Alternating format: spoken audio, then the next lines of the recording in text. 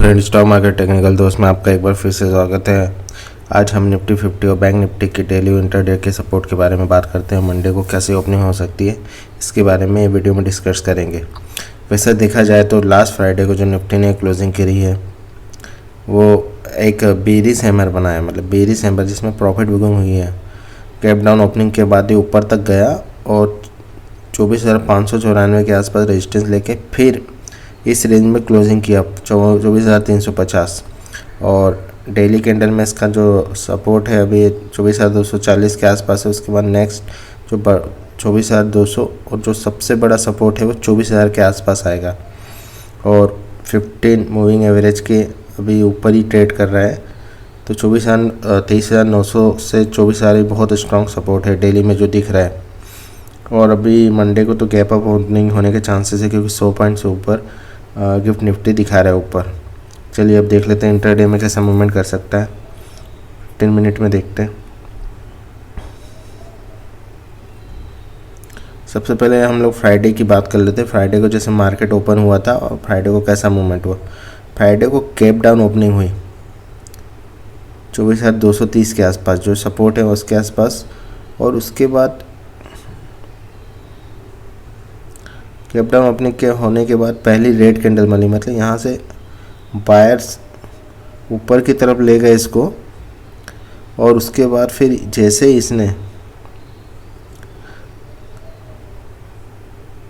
Green candle, ये जो second green candle बनी, जैसे ही इसने लास्ट डे का हाई तोड़ा, लास्ट डे का 24,450 का हाई, एक ज़बरदस्त ऊपर की तरफ मूवमेंट आया जो 24,590-94 के आसपास गया। फिर वहाँ से फिर से बायर, फिर से मतलब सेलर स्ट्रांग हो गया और सेलर ने फिर से खींच के इसको जहाँ से ओपन हुआ था उसके आसपास लाया और उसके बाद फिर साइड वेज क्लोजिंग हो गई। इसमें एक चीज़ आपको ध्यान देने वाली बात है कि जो मैं आपको बताना चाहता हूँ कि जैसे डेली में बता रहा हूँ 24,000 जो 350, मतलब डेली कैंडल में समझ में आएगा। ये जो रेंज है 24,350, मतलब ये इस रेंज में फंसा हुआ। जब तक 350 के ऊपर ये डेली बेस पे क्लोजिंग देना चालू नहीं करेगा तब तक एक बड़ा मूवमेंट आने के चांसेस कम है, क्योंकि 24,350 बहुत बड़ा हर्डल बन के बैठा हुआ है।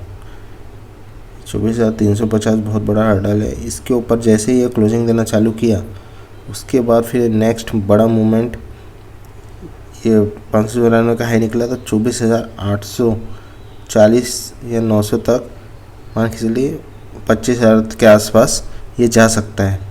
तब तक इसी रेंज में फंसा हुआ है। कितने दिन से फंसा है? 1 2 3 4 5 6 7, देखिए सबकी क्लोजिंग लगभग इसी रेंज में दी है। एक दिन छोड़ जाए थोड़ा 100-200 पॉइंट, नहीं तो इसी रेंज में जाके फंसा हुआ है। मतलब यहाँ पे बहुत ज़बरदस्त स्ट्रॉन्ग सेलर है। और हमारा जो RSI है वो भी तो 60 के ऊपर है डेली में। और 15 मिनट में अभी नीचे हुआ, जो क्लोजिंग हुई साइडवेज होके फिर यहाँ क्लोज हुआ। तो अब मंडे को जैसे दिखा रहा है गैप अप ओपनिंग 100 पॉइंट, 24,313 के आसपास क्लोजिंग है। तो 24,000 फिर गैप अप ओपनिंग कहाँ होगी? यहाँ 100 पॉइंट से ऊपर, मान लीजिए 24,000 450 के आसपास यहाँ गैप अप ओपनिंग होगी। फिर उसके बाद यहाँ एक रेंज बनने दीजिए। उसके बाद हो सकता है अगर ऊपर की तरफ ब्रेकआउट देगा तो फिर यहाँ तक जा सकता है 24,550, और अगर नीचे की तरफ दिया तो फिर जाके ये लास्ट डे का लो है यहाँ तक जा सकता है। और यहाँ जाने के बाद चांसेस ज़्यादा है कि यहीं पे साइडवेज होके क्लोज दे। जब तक ये ऊपर और नीचे की रेंज को नहीं तोड़ेगा तब तक एक बड़ा मूवमेंट आने के चांसेस कम है। और अगर ये नीचे की तरफ तोड़ा तो फिर नेक्स्ट सपोर्ट इसका जो इमीडिएट दिख रहा है मेरे को, ये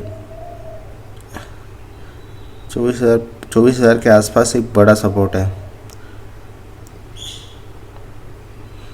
इस रेंज में एक बड़ा सपोर्ट है। उससे पहले भी सपोर्ट है एक 24,130 के आसपास, लेकिन ये बड़ा सपोर्ट यहाँ पे 24,000 के आसपास है।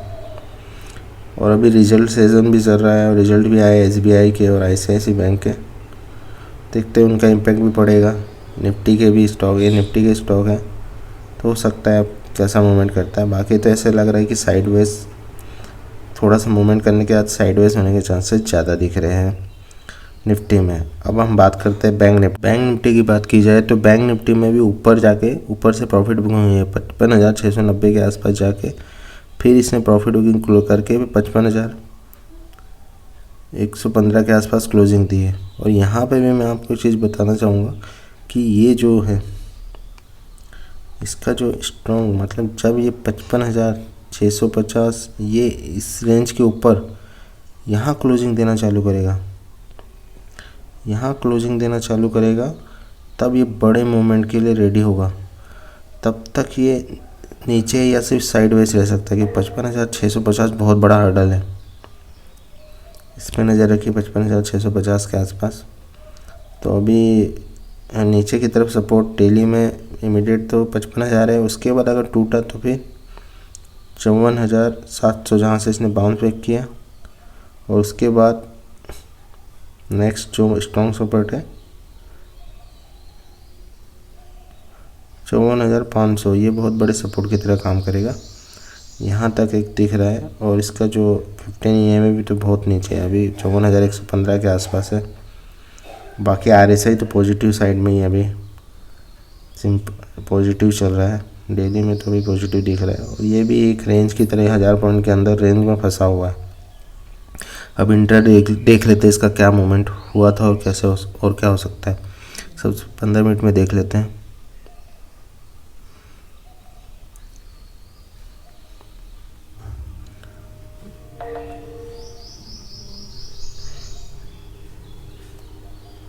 फ्राइडे को जो ओपनिंग हुई इसकी भी गैप डाउन ओपनिंग हुई।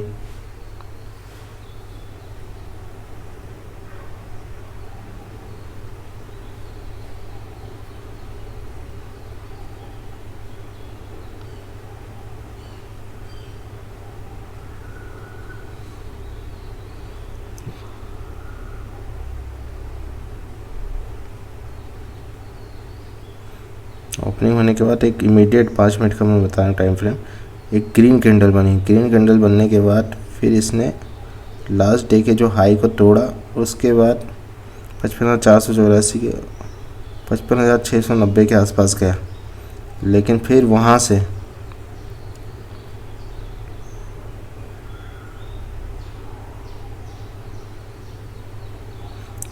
से जो प्रॉफिट बुकिंग हुई, तो फिर इसकी क्लोजिंग 55,100 के आसपास, मतलब फिर 55,000 के आसपास क्लोजिंग हुई।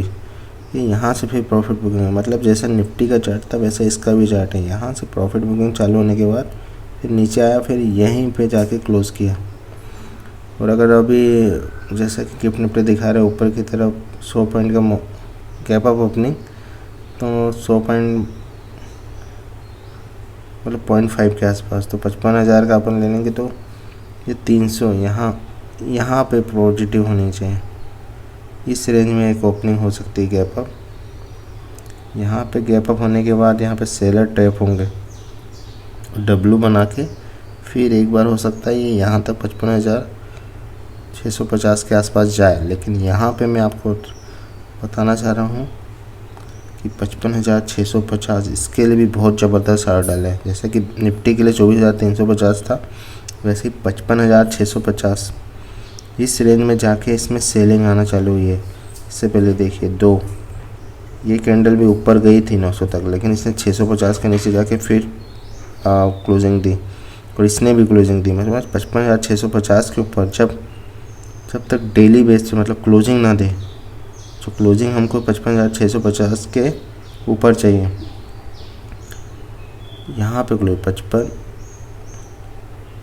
यहाँ क्लोजिंग चाहिए, डेली में जो कैंडल है यहाँ बननी चाहिए, तो एक बड़ा टारगेट ऊपर की तरफ मूवमेंट कर सकता है। तब तक चांसेस कम ही है कि ऊपर की तरफ बड़ा मूवमेंट करे, क्योंकि अभी रिसेंटली SBI और ICICI बैंक के इंडसलैंड बैंक के रिजल्ट आए, तो दोनों का प्रॉफिट तो घट के आया है। अब देखें मार्केट कैसे रिएक्ट करता है रिजल्ट के ऊपर। अभी तो बैंक निफ्टी अच्छा खासा पॉजिटिव चल रहा था। अब हम लोग देख लेते हैं नीचे की तरफ क्या सपोर्ट है।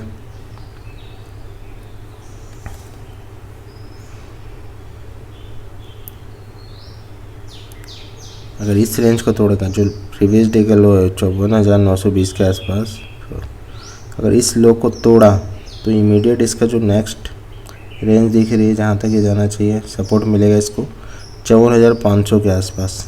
तो एक बड़ा फॉल आ सकता है 400-500 पॉइंट का अगर ये रेंज टूटी तो। और इस रेंज को तोड़ने के लिए हम ब्रेकडाउन देने के बाद एक कैंडल बननी चाहिए, और उसके इनसाइड कैंडल बने और उसके बाद एक मूवमेंट आए तो ये कि यहाँ तक आने के चांसेस है। फिर यहाँ एक सपोर्ट ले सकता है बड़ा,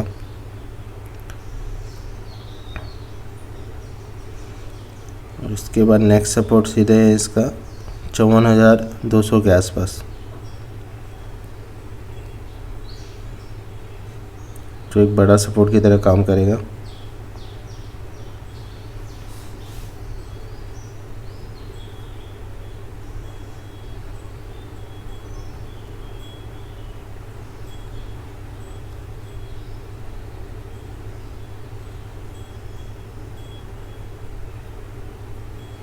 वहाँ तक एक मूवमेंट आ सकता है, उसके नीचे जाने के चांसेस कम है 54,200, क्योंकि यहाँ पे 15 में एवरेज का भी सपोर्ट मिल जाएगा। तो ये जो रेंज है 54,100, यहाँ पे आने के बाद कंफर्म एक बाइंग, तो मजबूत बाइंग आ सकती है, बायर स्ट्रॉन्ग हो जाएगा। इस रेंज में अगर आया बाई चांस तो एक बार चांस लेके यहाँ स्टॉप लॉस लगा के यहाँ तक का टारगेट तो आराम से आ सकता है। इस रेंज में आए जब, ये बाइंग के लिए बहुत स्ट्रॉन्ग जगह है। उसके पहले थोड़ा मार्केट लग रहा है साइडवेज रह सकता है, ज़्यादा चांसेस साइडवेज रहने के ज़्यादा चांसेस है, क्योंकि रिजल्ट भी इतने अच्छे नहीं आए। अब ग्लोबल मार्केट तो पॉजिटिव है, हो सकता है निफ्टी में ज़्यादा मूवमेंट आएगा, बैंक निफ्टी में अभी मूवमेंट कम हो जाए।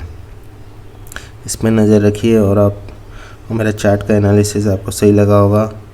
आप मेरे प्रेडिक्शन को चेक करिए मंडे को मार्केट में कैसा होता है, और उसके बाद मेरे चैनल को सब्सक्राइब लाइक ज़रूर कीजिए। मिलते हैं फिर नेक्स्ट वीडियो में।